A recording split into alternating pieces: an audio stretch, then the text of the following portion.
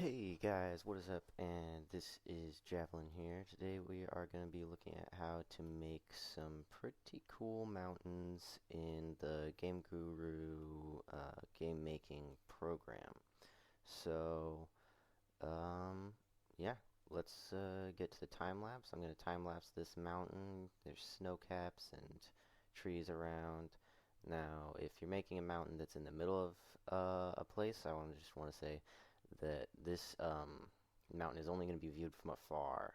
So I didn't go into a lot of details, but you might want to put more like rock entities in there or something to just spruce it up and make it look really real while your player is walking around through this sort of foresty mountain. But for me, the mountain is a background piece, so it's just going to be viewed from this little village over here.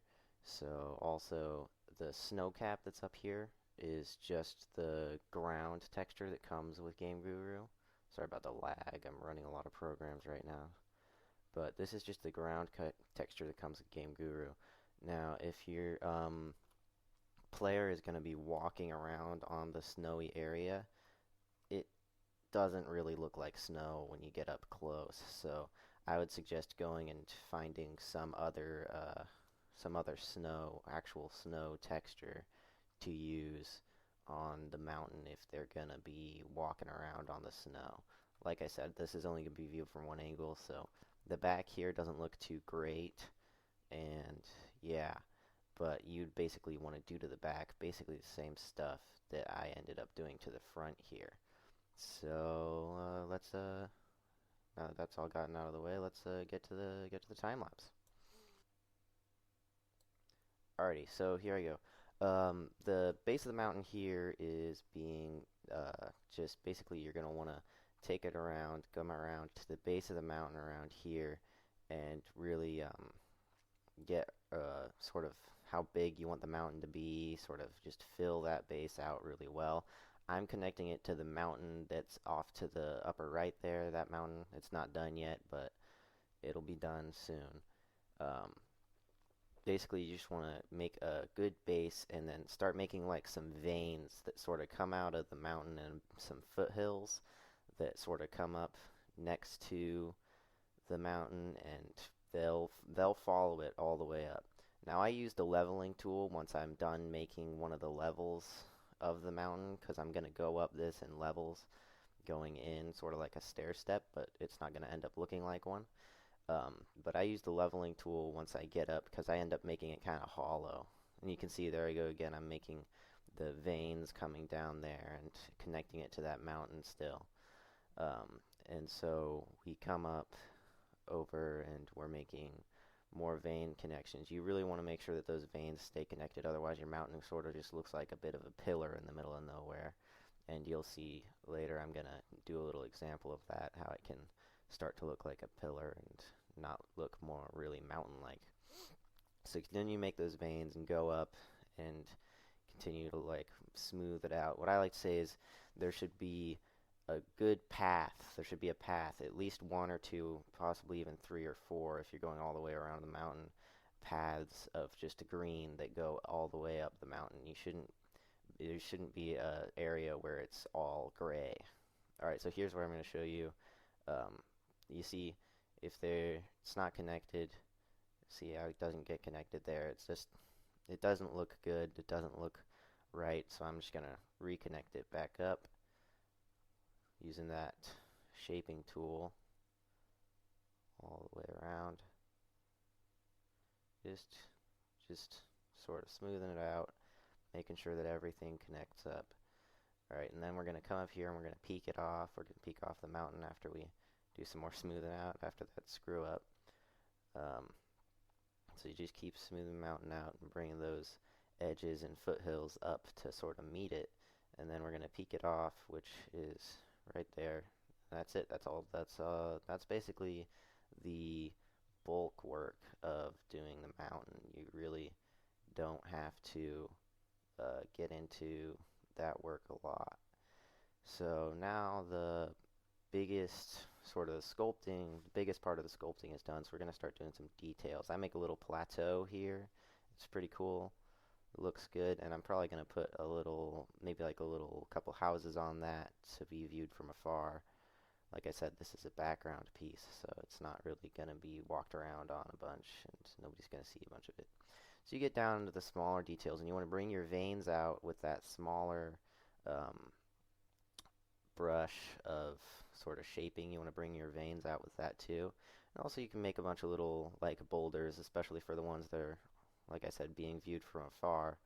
You can make little boulders and those look kind of nice using the small one. So here I found an area where I didn't really make the um, cliff look right. Over there I was just pulling it out and then making some more boulders and doing that stuff. Bringing a vein down again. There was a sort of cliffy area where there wasn't much of a path. And so you bring the veins down and you just sort of smooth it out. I really liked that song, so I liked it right there. Don't worry about that. So you smooth it out and smooth those veins down with that smaller brush in order to make sort of more detail on that mountain. And so yeah, we're just doing that, going around, and you smooth it down, makes it look a lot better than it would look with just that bulk work from before. Alright, so now we're going to paint the grass up, and you really want to keep the grass kind of everywhere, but sort of stay away from your boulders if you can, and I sort of weave in and out of them there. Stay away from your boulders if you can. Make sure you get it from every angle. Make sure you grass up every angle. Pick whatever kind of grass you want, because you really want it to fit the environment of the mountain. If this is going to be a big snowy mountain, like I said, you're going to want to find a different ground texture than just the ground. But if this is going to be a big snowy mountain, then use some snowy grass. But I'm just using some regular grass because this is going to be a nice green lush mountain. Alright, so now, yeah, that's pretty much it for the grass. Make sure that your grass line stays consistent around the mountain. It doesn't go up more. And if I was going to do grass on another mountain, then I'd make the grass line the same, because, yeah, that's kind of how physics work. Alright, so you're going to want to pick a nice tree. I picked a nice, a spruce. Also, I forgot the spray key for a bit here, so I'm placing them down singularly. And so you're going to pick a nice tree for whatever environment you're doing, and don't forget to save. Yeah, I've had some horrible instances of me losing a bunch of work to not saving. Definitely get up and look at your trees. Make sure that they look good and fit the environment with nice colors and stuff. I keep on accidentally not holding shift and just not spraying. So yeah, and like the grass, keep the tree line consistent across your mountains. If I was going to do trees on that mountain over there, then I'd make the trees stop at about the same altitude that they stop at this mountain here.